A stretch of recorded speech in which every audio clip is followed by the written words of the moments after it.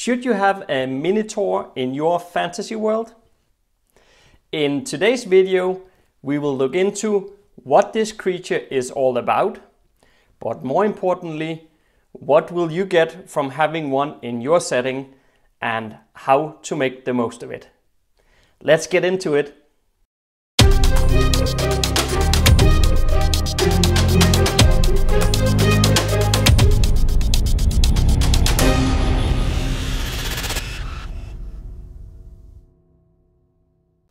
Hi guys, my name is Jesper and welcome to the Fane of Fantasy. This channel is all about giving you inspiration to master your craft and create fantasy that will truly immerse your audience. So, the Minotaur. Well, I think most people, and certainly those watching this channel on a regular basis, will be familiar with this monster from Greek mythology. With its human body and head of a bull, this creature was born to Queen Pasiphae of Crete after she coupled with a bull. How did that happen? Well, it begins with the king of Crete, Asterius, I presume that's how you pronounce it. This guy did not have any sons to take over when he died, and as usual, many others wanted to rule. One of those guys was Minos. In order to become king himself, Minos told people that he had been granted the kingdom by the gods themselves. And he could prove this because whatever he prayed for, he would be granted. And so he did. Praying to Poseidon, the god of the sea, he asked for a bull that he could sacrifice to Poseidon himself. A magnificent white bull walked out of the waves and Minos was made king. Only Minos did not quite deliver on his promise and instead took another bull and sacrificed that one to Poseidon. Ouch! We all know what happens when you piss off the gods, right? So Poseidon, enraged as he was, made the bull a fierce and untamable thing and made sure that Pasiphae, that's Minos' wife, that she fell in love with it. This did not only give birth to the Minotaur, who would only eat humans, but also to one of the most tragic and fascinating myths of Greek mythology. Minos now asked for advice from the Oracle of Delphi. What else are you supposed to do when Poseidon is displeased with you? And from the oracle he was told to create a labyrinth underneath his castle and put the Minotaur down there. So Minos asked his architect, the famous Daedalus, to construct a maze. I don't know why I always end up having to pronounce all these names in my videos that I don't know how to pronounce, but there you go. Anyway, so after Minos won a war against Athens, he demanded 7 young men and 7 maidens of Athens to be sent annually to be fed to the Minotaur. And on the 3rd year, the Prince of Athens, Theseus, was included in the tribute. I did read somewhere that it said that he volunteered or something, and then there's a whole lot of stuff about love and marriage and all that stuff, but let's skip that and just get to the juicy part. So Theseus went into the labyrinth and beat the Minotaur to death with his bare hands. What? Crazily impressive guy, I must say. And that's it. The Minotaur ending its life in a boxing lesson at the hands of Theseus. Oh, and if you like the Minotaur, then make sure to like this video and also share it with a friend. Prior to some classic fantasy books, the Minotaur was just one creature from Greek mythology.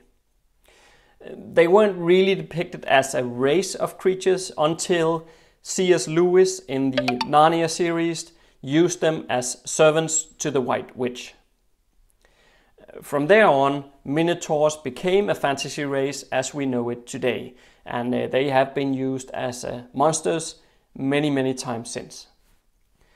They're usually seen as having long legs with extraordinary strength and heart-piercingly sharp horns, and they are ferocious fighters.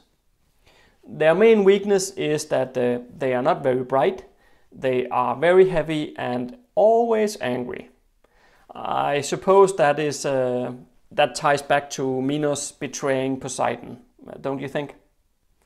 If you keep in mind that the Minotaur at its roots is a dark and unnatural creature that represents pure violence, then how would it affect your fantasy world to include one or more of these things?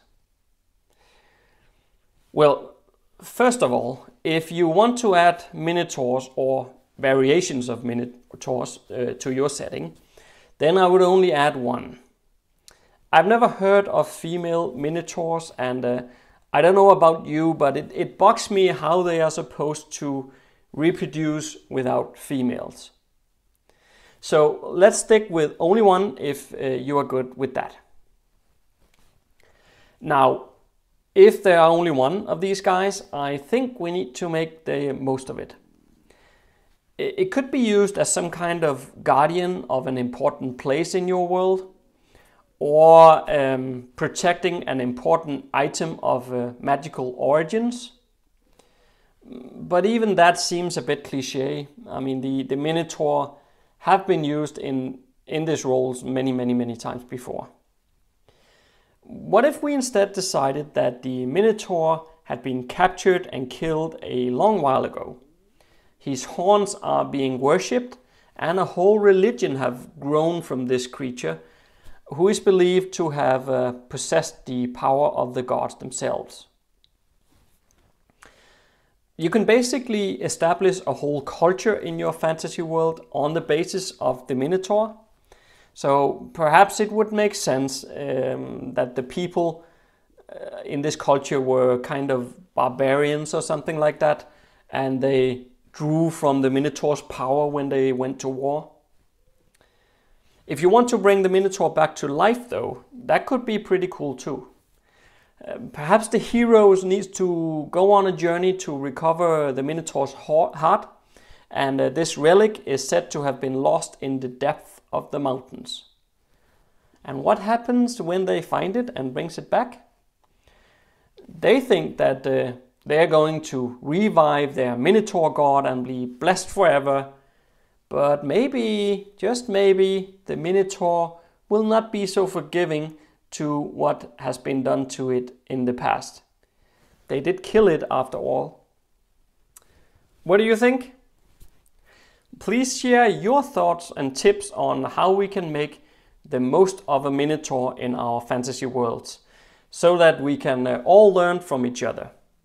I would love to hear from you, and if you are struggling to come up with ideas yourself, then check out the comment section below and see what all the other guys have come up with down there. This last week has been a bit of a hiatus for me when it comes to writing. After sending book 2 in the Keystone Bone trilogy off to the editor, I needed a short break, but that doesn't mean that I haven't been keeping myself busy. Next week I will be back into it, and as I'll start writing a non-fiction piece on the use of Twitter. I do find it very useful with these kind of breaks with a non-fiction book in between writing the large fantasy novels. In fact, I do offer the opportunity to get any of my books for free as a reward over on Patreon. I appreciate all the support shown over there so incredibly much, and I have included a link here on the screen so you can check it out. For as little as a pack of gummy bears, you can join the community. And don't forget to subscribe if this is your first time here, so you can get your weekly dose of fantasy. Stay safe out there, and see you next Monday.